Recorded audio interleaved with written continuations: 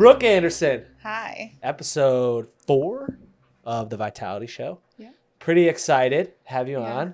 I'm excited to be here. I cannot wait for everybody to learn who you are Yeah. and for you to tell us all the great things that you've done, all the places you've been, and what you're doing now. Yeah. So why don't we start off by you giving us a little background? Yeah. So I'm Brooke, obviously. I train professionally now for track and field and an event called the hammer throw. So it's not well known, but it's basically a shot put on a wire with a handle and you spin it around and throw it.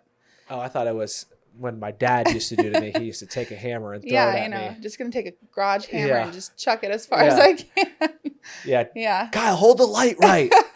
Hit wham. Just kidding. So I started that my end of junior year, senior year in high school. And before that, I played soccer my whole life. Oh, okay. So I played soccer for 13 years up until I went to college. Nice. For my high school and travel ball. So I was doing 2 sports at once, essentially. Very cool. Yeah. And so I grew up in California. And then I went to college at Northern Arizona. And then after that, I moved to Kansas to follow my coach, back to Arizona again to follow my coach. And then now I'm here.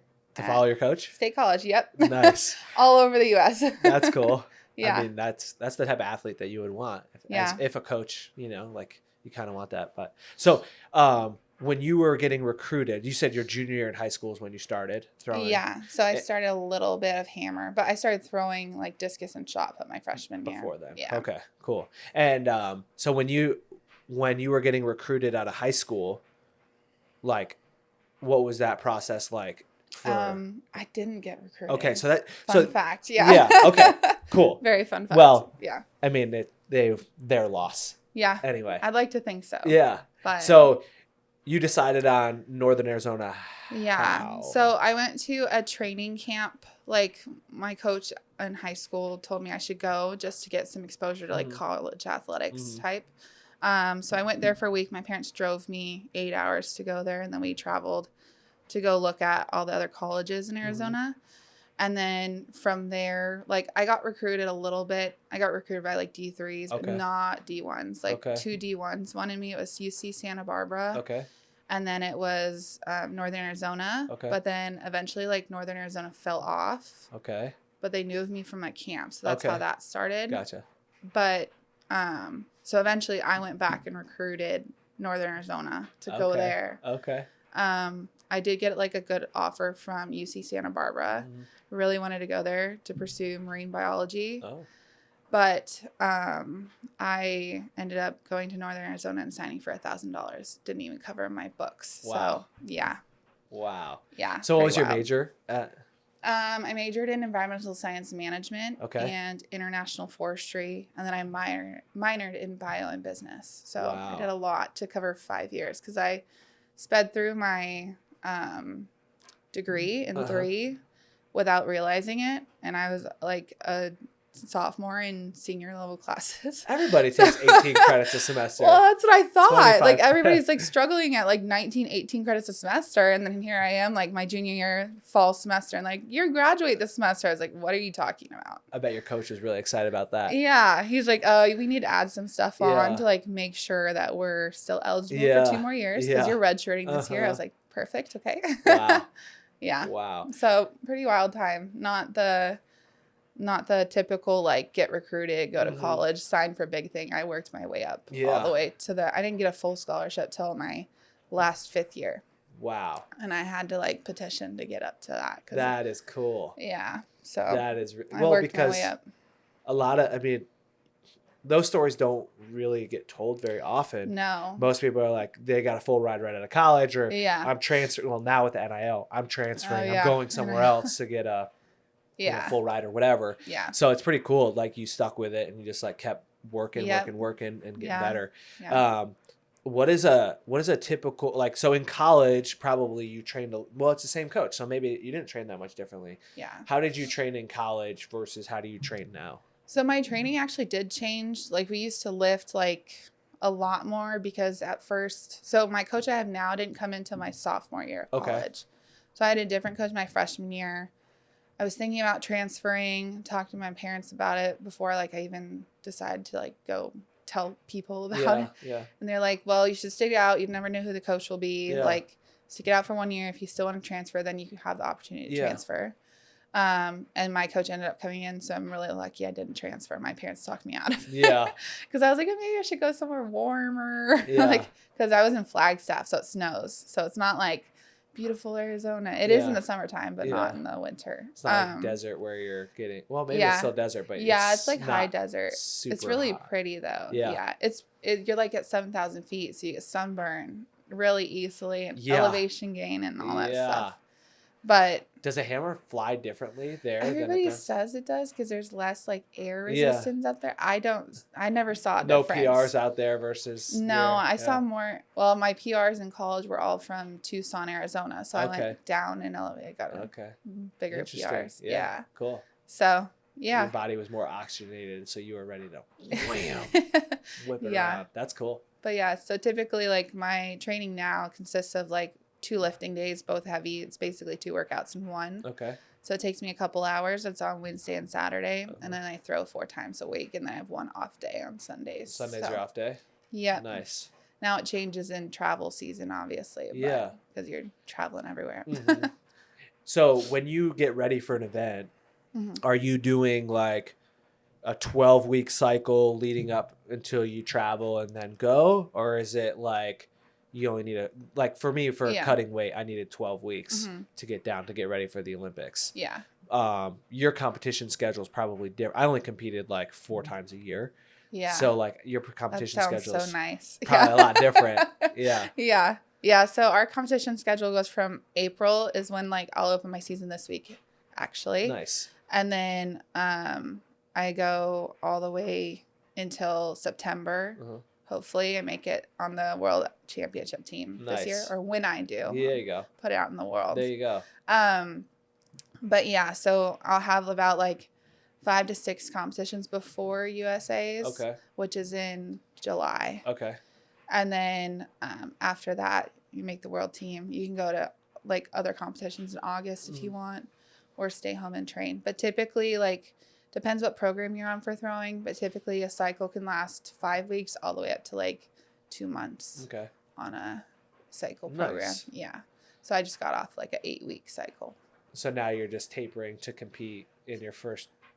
In my first event, like opener. So like so now I'm on a different program that'll last me like another 5 weeks. So we don't really like taper like you guys probably do, but we just like continue the cycle. So that typically in a cycle, my like second half, third week, like I'll start to come down into the trenches. Okay. That's when I'm like, oh, this sucks. Yeah. Like, I love training, but sometimes it does suck. Yeah. And then you come up and you're like, oh, wow, this is amazing. Yeah. So, yeah. And then that's when you switch your program again. And the cycle repeats itself. So hopefully the idea is to time it up and line it up with your bigger competition. So then you're at peak form during that. So cool. Yeah, it's a little different. Nice. Yeah. So how has like your outside, like whether it be, you know, whatever your recovery is, like some people love massage, some people are like, I need to, you know, get chiropractic adjustment or whatever,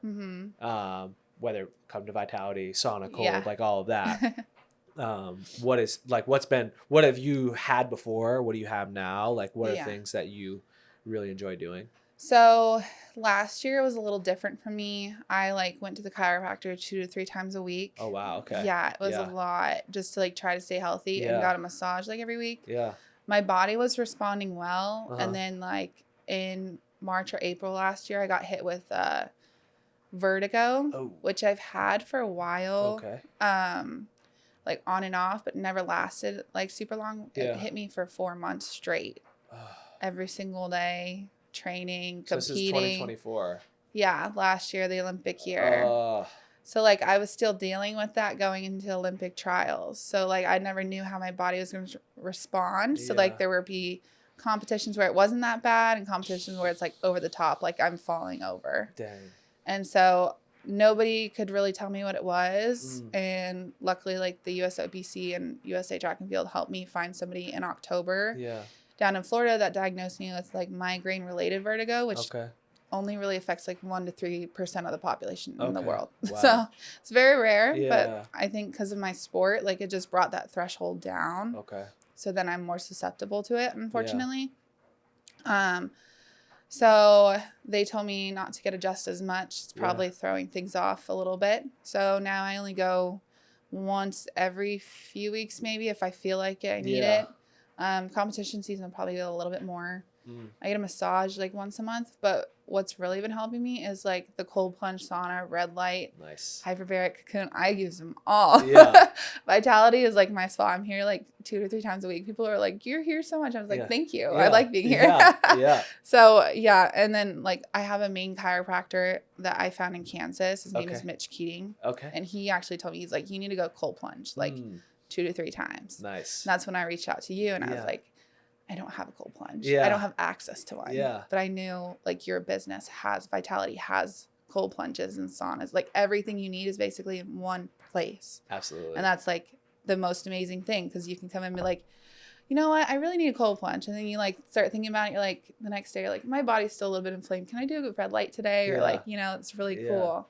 So I've really enjoyed coming to Vitality just because the health benefits, but also I saw my chiropractor from Kansas, and he told me like, and this is after I'd been coming here for a while, he's like, the tissue in your body has never felt better, like the alignment, everything. So I was like, it's working. That's great. But it's great to like, you know, it's great to like hear it after like feeling it as an athlete, because you feel stuff in your body so well. So and you're not tricking yourself. Yeah, it's like your mind game is like, am I really feeling this, or is it actually happening? It's like, no, it's actually happening. So yeah, the inflammation in my body's been like down a lot this year, and like I've been recovering better, so it's like really nice to see. Very cool. So, and it's also helping me with my like vertigo treatments, like the hyperbaric pressurized stuff. Like it helps, you know, like get oxygen to your body more, so it's helping me recover faster, and same with the Cocoon. So that's awesome. That's really cool. There's a lot of like different stacks that you can do, and like different protocols that you can follow depending on where you are in your training. Like some days you might need just like, you know what, I do need to be a little bit more inflamed right now. Like I just had an awesome lift. I don't want to lose those benefits. I'm going to hop in the sauna for 20 or 30 minutes after to continue to help my body get through that response. Or, you know, you're like, oh man, like I am toast. I need to get in the cold plunge right now because I don't want my body to break down at all. And it's just like, how do you cycle those things? And then different things like, how do I add red light with cold plunge therapy?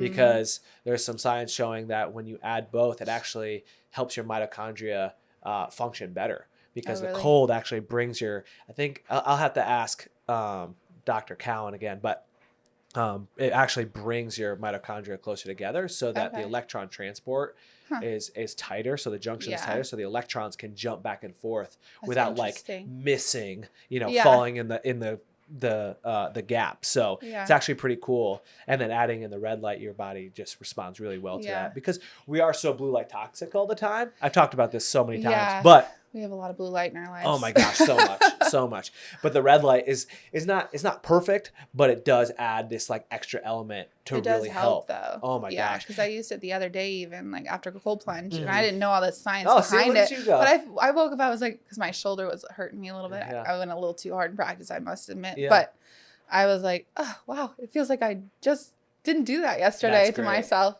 So it was good. That's really, I mean, and so your plans are to continue training for the next quad, or are you taking it year by year? No, I'm going to full send it next quad. Let's go. So, Me too. LA, really? Yeah. Okay. Yes. We're going to be on that team together again. Because you were in Tokyo. I was in Tokyo, But we didn't know each other at the time. So I don't think I met another athlete out there. I really was just like quarantining myself. The tests every day were so scary. I was like, don't text me. Don't text me. I know. So tell me, when we had to get there 21 days before competition. Oh, you guys did? Yeah. Oh, we weren't allowed. So you guys, what was we were only your allowed to fly in like 5 days before. Okay. And then you had to be like testing up into that point, like every single day, and sending in your results and everything. So it's like I wasn't seeing like friends. I wasn't doing anything. I was just like, I'm just gonna stay in my little apartment, go to practice, come back, don't touch me. Nobody touched me. And so but so we only were allowed to go, I think it was like 5 days or a week. I don't even think it was a week though, because they had to like coordinate like rooms and when people were leaving and Yeah. all that stuff. Were you at the Village? It was, Okay. yeah. And my room had like 4 people in it, but we Yeah. all had our own separate spaces. Yeah. So that was really nice. I didn't go to the Village in 21. Oh, really? So we went to. That's nice. We went early. Yeah. Gosh, maybe it wasn't 21 days. It was a long time I was over there. There were Like some people that had training camps though, but they didn't let track and field for some reason. Gotcha. So Yeah. we were there. We flew in and we got to the airport. We tested at the airport, so we didn't get turned around and sent home. Yeah. And then we all passed, but we were in the airport. For like 6 hours after we landed, and they had like, you know, a little area for us to all sit down and, you know, whatever. And then we got in a bus and took like a 5 or 6 hour bus ride to like this mountain resort in Nakatsugawa. That sounds kind of nice. It was though. awesome. It was so cool. I was like, I don't know how you feel about that. Oh my God, it was so great. Resort We had this whole thing all to ourselves. It was men's freestyle, women's freestyle, men's Greco that were all there, plus our training partners and our support staff. Yeah. And we had our own like gym, like this beautiful gym that they had set up. Not there, but close enough. Yeah. And it was kind of crazy because we called it yard time. Okay. So we got 1 hour outside per day in the morning. So I'd go out and get some morning sunlight. Yeah, and, at least it was in the morning. Yeah, that's nice. Yeah, put my feet in there was a river, or there was like a river that had like sand and rocks and everything. Yeah. You know, and but there was nobody around. It was in the middle of the forest. Oh, And it was just like, but along this path, there was police officers, hotel staff, like making sure that we did not go off the beaten path. Yeah. And we'd be sitting there, and then we'd have a guy come up to us and just like point at his watch, like it was time to go. That's what we had too, because we had like a bus, and you know they had like all those buses, but only if you were competing at a certain venue where you were able to get on the bus from the Village at least. Yeah. So they would check your IDs, like, or your like lanyard, yeah. And if you don't have the right number, like you couldn't go watch anybody, you couldn't do anything in the Village, like nothing, get on a bus. So like we had our one bus and it went like way out of town, way through like a huge town. We see everybody, police officers are following us, everything. And then same person with the time, like you gotta go, gotta go back to the Village. I was like hoping like you don't catch anything. And they had like, for us, they had like, it was really nice at like our training venue. They did have like dinner set up. Oh, okay. So if we missed dinner back at the Village, like we were fine. Yeah. But, and also that way, like a lot of people went there, so we didn't have to go in close contact with everybody. Yeah. Because there were a lot of cases popping up. Yeah. And then like, as soon as you got like a positive, they were just like, you can't compete. And that was like my biggest fear. It's like, I finally made it. Like my dream. Yeah. I'm competing here. Yeah. Like you're not stopping. Nobody's stopping me. Yeah. Not some silly test. Yeah. Yeah. So that was nerve wracking for sure. You know what we need to do for LA? We need to figure out how to get all of the equipment here out there. Yeah. Honestly. That'd That'd be so cool. Like set up like a hub, like a Vitality hub. Well, in Paris, they had like a recovery space for Team USA. Yeah. So typically what happens is the host city looks to the next quad, who that host city is. Yeah. And they take care of them. They make sure that they get the best. So because we are hosting in LA, we got treated really well. Nice in Paris? Oh, yeah. Really nice. Must have been nice. Yeah.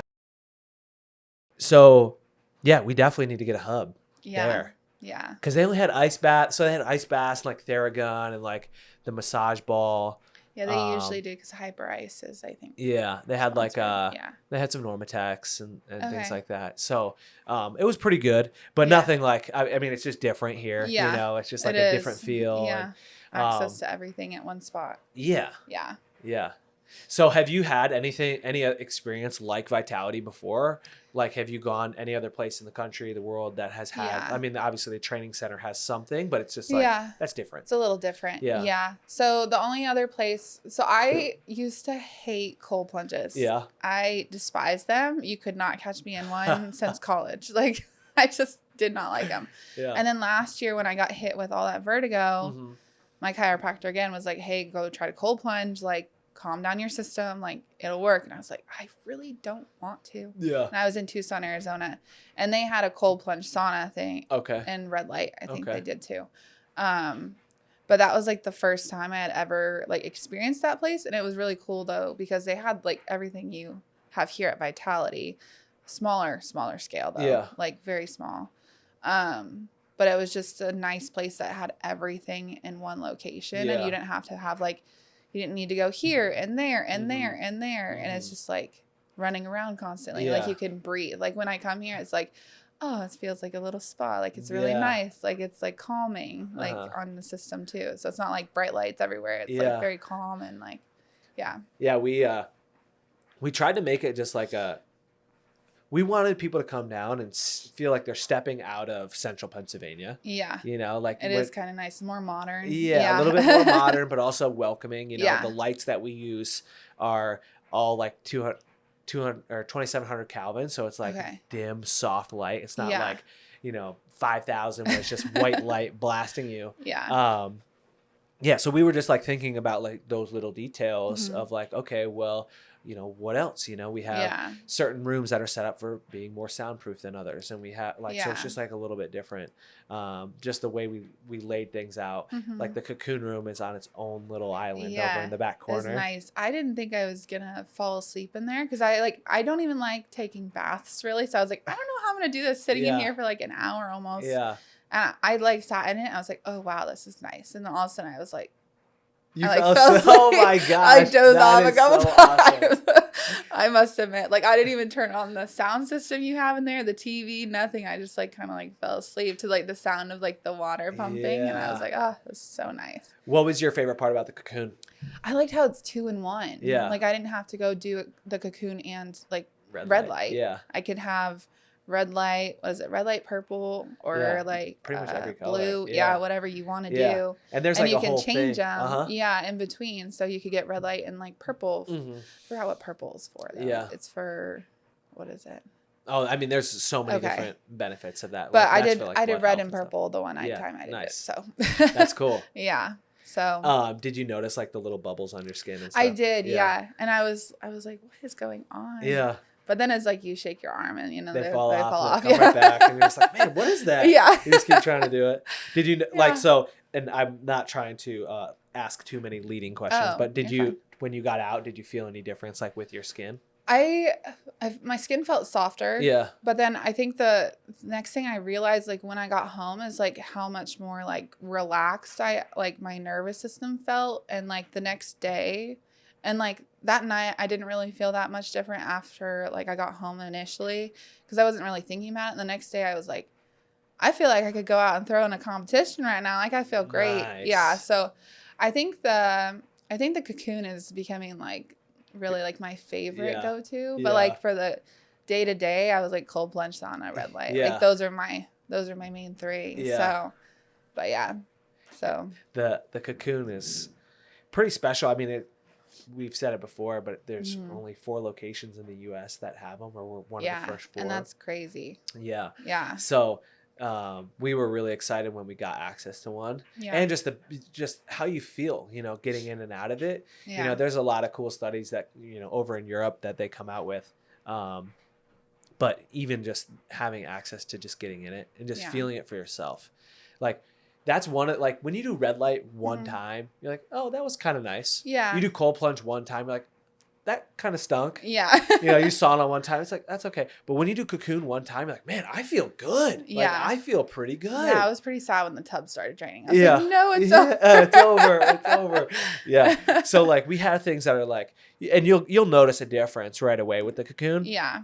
Which I think is really beneficial, but you'll also notice like over time, like the more you start using it, you're like, oh, like my whole level is just like slowly creeping up. Yeah. This is starting to feel better in general.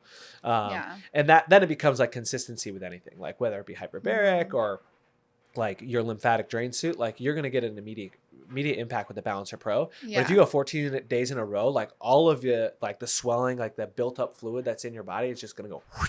It's just going to come out. And that is great. Like I like doing that before, like I wouldn't say like directly before a competition, but like leading up, like the 2 weeks leading up to it, I'll use the lymphatic drain. Yeah, a lot. Oh, wow. Yeah. Yeah, I used it one time and I probably needed to use it a couple times because like the first time I was like, feel a little bit of a difference, but like not anything crazy. Yeah. So maybe it's just because I didn't like compound them over like certain times, but consistency is key for almost every single one of the services that we have here, which is good because then you can really see a benefit. Yeah. And you know, whether you're an Olympic level athlete or you're a professor or you're just working a 9 to 5, like there's something for you here. We can help you. Like there's little things that we can do to help make an adjustment. Yeah. And sometimes it's just those little adjustments that pay off big. Make the biggest difference. Yeah. I was talking to someone here yesterday actually about the hyperbaric chamber. She's like, she was basically saying like, I'm nervous to get in there because she's like kind of claustrophobic. I said, well, the Cocoon is perfect. Yeah. Yeah. Like there's options. There's plenty of things. If you're claustrophobic, you use the Cocoon. Like they do similar-ish things. Yeah. If you don't like water, get in the, if you want to take a nap, get in the hyperbaric. Exactly. Yeah. So, yeah. So I think there's a good like diversity here. Yeah. Like no matter what, you can find something that will work for you. Yeah. Yeah. Yeah. I love that. Well, we were really excited that we were open, ready to rock. Everything is working because there was a time when the Cocoon was down for a little bit. Yeah, I got hit with a flood. Oh my gosh, that was brutal. That was bad. That was like, I mean, everything. My mom used to say this: everything that happens is the best possible thing that could have happened. Yeah. And it's just a nice positive spin on it because you know you don't know the ripple effects 6 months from now. So for us, like having to like really hone in our message and do all of that with the Cocoon has been a blessing, but we're excited that we have it up so you can have access to it. Yeah, everybody. I'm excited to use it more. Yeah, absolutely. It's a lot of fun. So leading into your so you're going to compete for the next 4 years. Yeah. Do you have like your world championships are in September? That's like a main goal for you. Yeah. How do you feel like you're doing now? Like, how do you obviously you don't have vertigo like for 4 months straight, which is nice. Not 4 months straight right now. But I feel like I'm in a good place, like health-wise right now, to open up well and see how the season goes. Yeah. I know in the past, like I've put a lot of pressure on myself to like open up well. Like it's an opener, everybody's watching. Yeah. But it's like now I've come to the realization, like after I didn't make Paris, I had to do a lot of inner work. And get a sports psychologist and like all these fun things. Yeah. And unpack it all. But like now I'm realizing like it's just an opener. Yeah. Like it doesn't determine how the rest of the seasons go. Yeah. Like, do I want it to be good? Of course. Of course. But like, am I going to be upset if it's not one of my openers that's been the best ever? No. Like I'm just kind of trying to take it day by day because in the past, like I get too caught up in the future that I forget to like live in the now and like appreciate my training and where God's put me now. And so I'm just trying to take it day by day. But like the overall goal for this season is to be on the championship team. Nice. Past that is a medal. Yeah. So winning another world medal would be very, very nice. So but, do you have world medals now? Yeah, I won world championships in 2022 when it was in Eugene. Yeah, that was like the big highlight of my career. That is cool. Because I was not having the best day and I quickly found myself in the 4th round in 3rd place. And I was seeded as world number 1. Okay. So then I like threw a monster throw. They called it a foul, and it was not a foul. So like, it's a big thing. Like, I have a big TV thing. No, like so there's a circle, and they thought I like clipped the like inside of the circle, which you're allowed to do. You just can't step on top of it or like step out. Yeah, you have to exit out the back of the ring. And so my foot like the line is here. My foot like brushed here, so they thought I hit it. Yeah. And you could see it on the big screen. I didn't hit it. Yeah. So I protested it on live TV. I was like very emphatic that I was like, it's not a foul. I did not touch it. And then I saw the comments after of like other people that were watching me. They're like, just back it up. And like the next throw, like I did back it up. Like I threw further. Yeah. And then my last throw, it was like, the whole stadium was clapping for me. Like cool. I got a clap going and I threw the furthest one I had that whole day. Nice. And I was just like broke down crying. It was the best day ever. I'll never forget. I get chills talking about it, you know, like as an athlete, like one of your bigger accomplishments, but something like your Olympic medals. But but that is so awesome. It's really fun.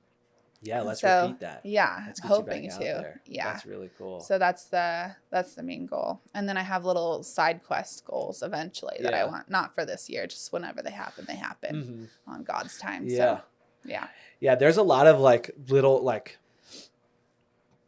tricks that you kind of gotta go through. Like you gotta learn them eventually. You pick them up over time. Yeah.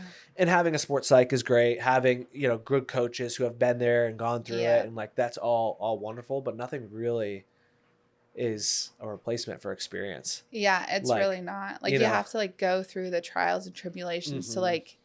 But every single trial I've gone through, it's made me better. Yeah. The last 2 years have not been.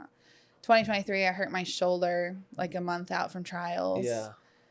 Or from like world championships, and then that didn't go well that season. I didn't make finals in the world championships, and then last year. So I'm hoping to bounce back from injuries. So I've made wellness a big part of my like physical and mental. Yeah. Like of my big thing this year. So yeah. That's awesome. Yeah. I mean, even just like overcoming the hurdle of like not wanting to go in the cold plunge. Yeah. Like that's like, wow, I could do it. Like I got this. You know, I just tell myself, I'm just like, World Championships 2025, LA 2028. This is why we do this. Yeah. So like anything that is like seems hard in the moment, I'm just like, it's gonna be worth it one day. It's gonna be worth it one day. Yeah. So yeah, we talk about having like systems. So like what you do constantly over day. So it's like, okay, well in wrestling, it's like, this is how I get to my ties. This is how I get my finishes. This is how I, move my feet in my stance. This is what I'm going to do for my warm up. Like you have your system that you just follow, and just trusting your system that when you go out, your body's going to know what to do. Yeah. So it's probably similar to you. It's like, okay, well, let me just follow my system getting up here. And I know that I put in the work. I put in the both throwing and outside the circle. And I've done everything I can to get here. So what do I have to worry about? Yeah, exactly. There's like a sense of peace.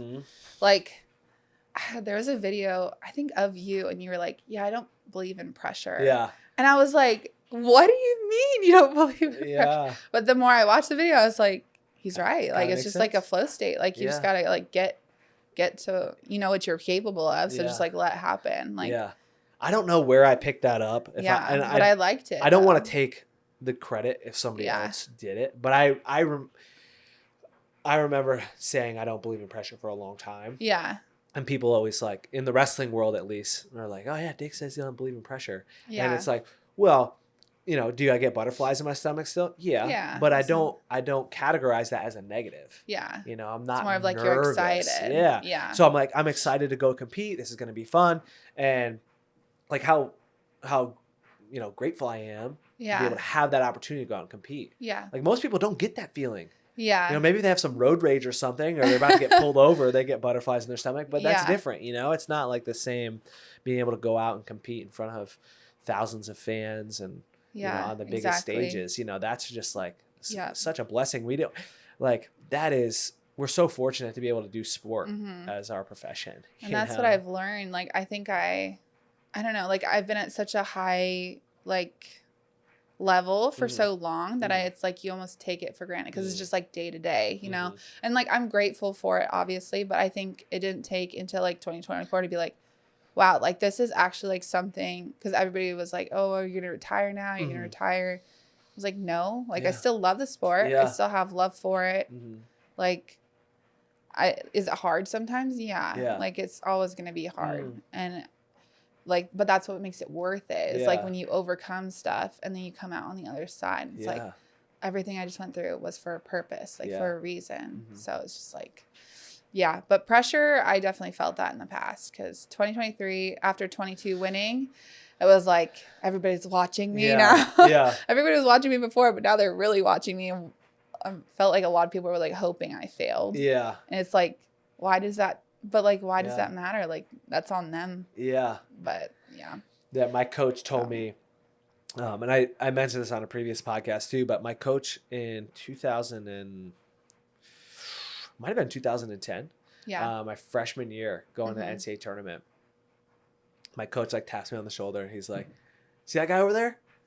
And I looked over and we're looking at McDonald's. Yeah. And he's like, that guy's just worried about his cheeseburger. He has no idea that you're going out to try to accomplish a lifelong goal. Yeah. Like, he doesn't care at all. Yeah. Like most people don't care. You know, most people are like, all right, well, oh, that sounds cool. Okay, see you later. Yeah. You know, it's like not a big deal to them. But for us, it's like this massive thing because we build it up to be a massive thing. When in reality, it's just like, it's just another competition. It's just another competition. Yeah. You know, and my you head do it coach every day. told me that in college because I was like freaking out. Yeah. And he's like, what's different between, I'll never forget it. What's different between practice and competing? Mm-hmm. The venue. Yes. Everything, like outside factors, competing, like it's another level of energy. But it's like you do the same thing just at a higher intensity. Like it shouldn't change. Like nothing should change. Yeah, the number of times you spin, body, will be the same. Exactly, that's what he said. How many times you spin? 4, still the same. Yeah. When do you release it? After the 4th turn, still the same. Yep. How do you start? Still the same. Yeah. Like everything is still the same, so you need to keep it the same, both there and then. So yeah, one of the cool things about coming down to Penn State and wrestling for Kale Sanderson is just his perspective, his philosophy, and everything. Like has a really good perspective on competing. Okay. And he just talks about like keeping the first things first, like keep the most important things first, like your relationship with God, being grateful for the opportunity, following your system. Like none of those things are go win. Like we all want to win. Yeah, we have that wants in. To. We would rather like it would be better if we just competed well. Yeah. Like if we did what we do. Yeah. Like if we go out and we're like, okay, well I'm gonna go, follow my system of put my hands on the guy, get an underhook and push the guy out of bounds. Or I'm gonna get, just do my system. Follow your system. And if you do that, then the results will take care of themselves and you'll be happy with them. Yeah. I got at the Olympics, in 24, I had probably the worst training regimen I've ever had. Oh, really? I was back and forth trying to help my dad. My dad passed away in April. Oh, I'm sorry. And so I was like dealing with all of that and then dealing with the funeral and like following and like going through all this stuff. And just my dad and I were really, really close. And losing him was really hard. Yeah. And so I just was like, in a fog for so long, I was just grieving, and that's really what it was. I was just grieving. That's hard.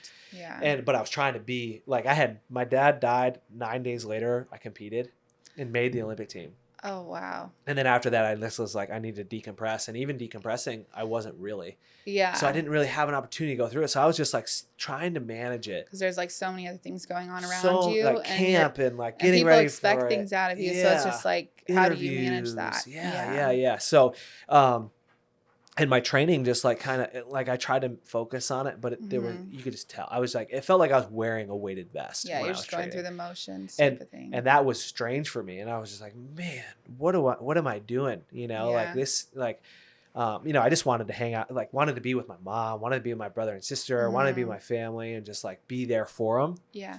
And, I kind of had to take over the role of like the head of the house in a way, even though I had 3 kids at the time and I had my own life down here, but just like in my dad's business, helping my mom with the sale of my dad's business and like going through all of that, like the will and everything. So it was just a lot, and training kind of just fell away a little bit. And I still train, like I still trained, but it wasn't a great training cycle, like compared to 2017, 18, 19, 21, 2, 3, and then nothing was really close to that. And so when I went out and competed, I was like, all right, well, I'm just gonna do the best I can and do what I do. And I scored more points in that tournament than I have ever scored in any other world championship tournament.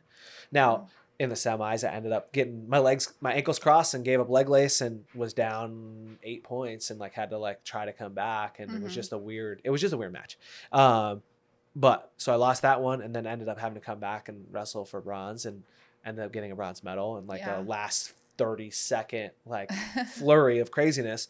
But even though I didn't have a great training cycle, even though I had to deal with all these different emotions and all these different things, I just was like, all right, grateful for the opportunity. Yeah. I'm going to go score points. I'm going to have fun. I'm going to enjoy the experience of being at the Olympics. Yeah.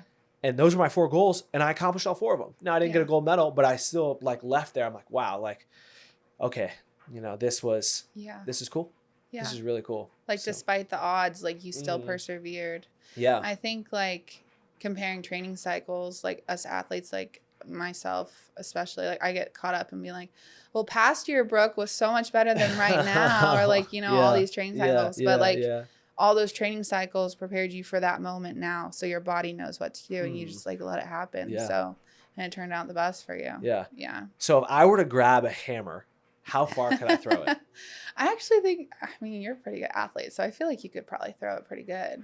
Like, are we throwing like a men's hammer or a women's hammer? Well, this is a don't question. Kill me. So probably a women's hammer first. I think maybe like a toddler's hammer first, and then you could probably throw it like high school hammer. Or high school hammers, like, at least 40 meters. 40. It's like 150 feet. That's pretty far for a women's hammer. Yeah. Maybe. I don't care. That's so far. I would think it would be like, I'm like trying to imagine me spinning around. Yeah, maybe 40, maybe just under. I would give it to you. And then what do you throw? I throw, my PR is 80.17. I can throw one half. Come on, coach, put me in. I can throw half. Yeah. Wow. So, yeah. So how long would it take me to get to, like, if I trained for 6 months, could I get to 60 meters, women's? For a women's hammer? Yeah. I think so. So I could go from 40 to 60. I mean, it's just a matter of like, so it's hard. I mean, it's not as easy as it make it sound, but like. Well, it's easy for you. Yeah. But like, there's different factors that go into it. Because like, if you're actually training day in and day out for 6 months, you probably get up, I wouldn't say 60, probably like closer to like 50 maybe. Okay. 52, 53. Cool. But it's all about like technique. So hammer is very like technical. You got to finesse it. It's like you got to let the hammer do what it does, and you just move inside of it type of thing. Cool. So it's very flow state. So it probably sounds like I would go from 40 my first try down to 30 for the next 6 months. So it sounds like. So the cycles, remember I said, go up and down. So. I'm going to be in the trenches. I'm going to be in what's the trench in the middle of the ocean? Whatever it's called. Was it Mariana? Yeah, whatever it's called. Yeah, I would be in those trenches probably. Yeah. Oh my gosh. Yeah, but it is a lot of fun. It's a fun event to learn because not every turn is the same. So it's like you could mess up on your first turn, but then like your last two might be good. Oh, okay. So it saves the throw. So it's like a lot of factors go into it. So when you're at your best, are you focused on like, hey, I need to make sure I have 4 good turns or 3 good turns? Or is it like, what are you thinking about when you like step up to throw? Yeah. So I usually try to have like 1 cue, obviously, but like I try to do 2. I've noticed after 24, like if I have too many cues, I get too scrambled. Yeah. And I just like, I'm like, okay, I need to do this, and this, and this. And it becomes more mechanical than like letting it flow type of thing. And I thrive in letting it flow. Gotcha. But then I also have to think about things sometimes. Yeah. Lately I've had to think a lot more in my throwing than in the past, which has really been difficult. I think it's just because all of the like vertigo stuff still. So my brain is still healing. Yeah. But yeah, so like I'll have 1 to 2 cues, and if I execute 1 out of 2 of them, it's like pretty happy. But then like the next time you can execute the second cue, but not do the first. So it's like a puzzle you're continuously having to put together. Interesting. So it's a little bit different, but that's what makes hammer so fun is that like there's so much room for improvement. And like even my best throw I've ever done like was nowhere near perfect. Like there's still room. Like if I watch the video back, I'm like, I could do this better. I could do that better. Yeah. Like if I just do this a little bit more. And like I threw my second best throw ever with having vertigo. Wow. So I threw 79.92 last year. Wow. So what is like the world record or Olympic record? 82.98. We're right there. Yeah, I know. Let's go. And the American record is like 80.31. Wow. Yeah. We need to get there. I'm excited. I'm invested in this now. Yeah. I'm invested in hammer throw. Yeah. Getting you there. Last year I thought like it was possible, and then I got with vertigo. I mean, I've always thought it was possible, but I've always just been like that close, like right under. Yeah. And so it's just been like the first year in 23 when I threw 80, I was like, wow, that's amazing. Like now I just want to throw it again. Yeah. And then it didn't come, but it was fine. I was fine with it because it's hard to produce like that great of a throw and that high of a throw. And then last year I did it with vertigo, and that was just based off of like feeling, because at the time it's like I'm spinning already when I step in the ring. Like I'm not seeing where I'm visually at like I usually do. Yeah. So it's a lot harder. So it was literally based off feeling of like trusting my body and letting it do what it's supposed to do. So if you have like an 80% day, like, so what's your like average throw? Like if you're like just going out and you're, let's say practice tomorrow and you're going out to throw. Yeah. How far do you even measure, or are you just like, we measure every day just because then we can track of when to like move cycles and stuff like that. But yeah, typically like my composition ball is around like 69 to like maybe 73-ish right now. Yeah, just depending on the day and how fresh I'm feeling. Nice. But the key is like the lighter ball. Like right now I have a 3.5. So like that's the competition feeling ball. So it's basically like my coach says, it's basically the ball that would feel like how it is in comp, because it would feel like adrenaline is with it. So it's moving just that little bit faster. So that's the one that like correlates more to like where I'm actually at. Yeah, it's very interesting. Everybody I know like in my sport has like the ball is like that. Mine is like the 3.5. So if like the 3.5 is going somewhat decent, like I'm going to have like a pretty good meet. So how long did it take for you to figure that out? My coach figured it out. He did. Okay. He's the brains. I'm just the you're just out there. The body. Okay. Yeah. Cool. No, but I mean now it's like gotten to the point. He's been my coach now for like 11 years going on almost. Yeah. So it's like a give and take. Like we'll bounce ideas off of each other type of thing, or if we need to switch a program. Or before it was just all him. Like he just told me like this is what we need to do. Like this is how it's gonna be. Yeah. And now like I've tried to like wiggle my way in and be like, so why are we doing this? And like, what's I can understand.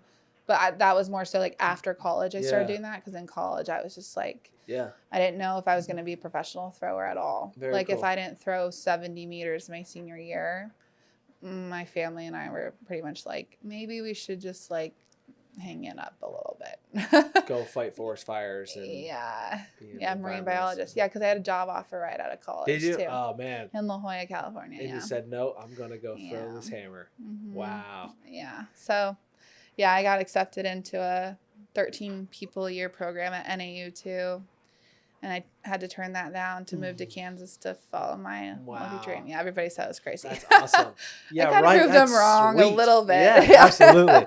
Yeah, there's always going to be, oh, man, you're really passing this up. I can't believe that. It's like, well, some people just want to chase down their dreams and do it. I was like, I can always go back to college. Yeah. Like, nothing's really ever going to stop me from doing that. I just have to apply and stuff. Yeah. Would it be harder? Yeah, because I haven't been in a class in I don't know how long. I can't imagine going back to the classroom. I can't imagine now. I always said, I'll just go back after I'm done. Yeah. And now I'm like, I don't want to go back to school. Talking to some of the people that work here, they're talking about class and stuff, and I'm just like, no. And even the college guys, I'm like, no, thank you. Some people are like, oh, yeah, I have homework. And like, I do not miss that. I have a test. I do not miss that one bit. Yeah.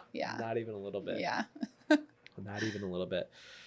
Well, there's another thing. There's two people that I'll end up introducing you to eventually. One's named Sean Sherman. He's a friend who he has something called Square One Systems. He's good. And then another guy named Rua. He'll be here Saturday. Actually, he's gonna do a podcast. Good dude too. Yeah. Just I think they might be able to just like give a different angle. Something that might be beneficial for you. Okay. So I'll definitely do that. But appreciate you coming on. Yeah, this was awesome. Thank you. Yeah, I had a lot of fun learning. I did too. Learning more. Yeah. But we'll do it again sometime. Yeah, sounds good to me. Appreciate Thank you. Yeah, thanks.